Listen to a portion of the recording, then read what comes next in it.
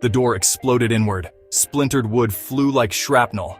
Mack, a mountain of a man, charged in first, his Glock drawn. Lloyd, small but lightning fast, followed, her Beretta spitting fire. A skinny man scrambled for a back room, a bag of white powder clutched in his hand. 2 women screamed, huddled on a filthy couch. The stench of fear and stale crack smoke filled the air. Mack slammed the runner against the wall, the bag of cocaine bursting open in a puff of white. Well, what do we have here? Lloyd scooped up the scattered drugs, her eyes cold and calculating. Another successful bust, another score for them.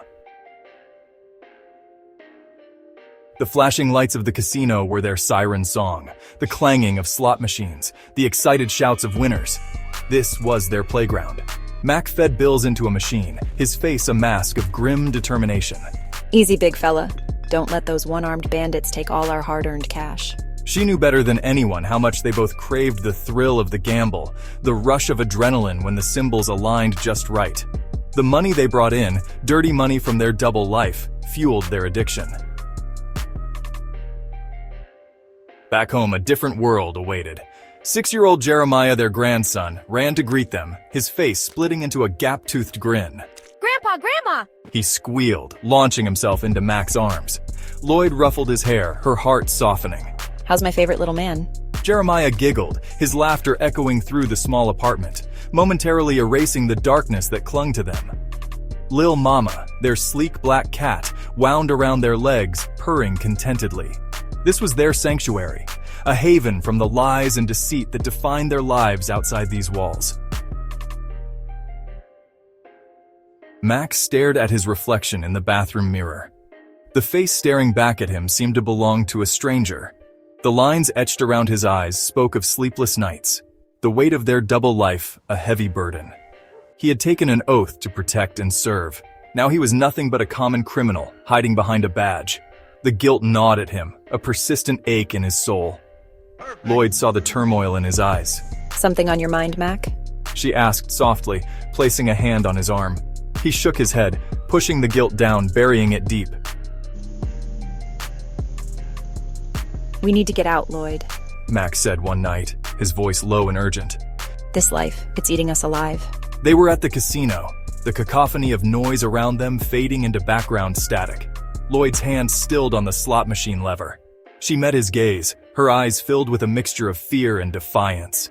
What are you talking about, Mack? She asked, her voice barely a whisper. We can't keep doing this. It's only a matter of time before we get caught. He gripped her hand, his calloused fingers tightening around hers. The call came in the dead of night. A voice, hushed and urgent, whispered on the other end of the line. Internal Affairs is sniffing around, Mack. They know about your little side hustle. Mack's blood ran cold. He had known this day would come. He hung up the phone, his hand trembling. He had to warn Lloyd. They had to disappear. Across town, Lloyd counted a stack of bills, her brow furrowed in concentration. Danger had always been a part of their life, but this time it felt different, closer.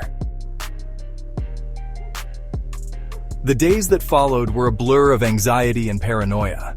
Mack couldn't shake the feeling that they were being watched, hunted. Every siren wail, every unmarked car that cruised past their apartment sent shivers down his spine. Lloyd, ever resourceful, started making plans for their escape. They had to move quickly, vanish without a trace.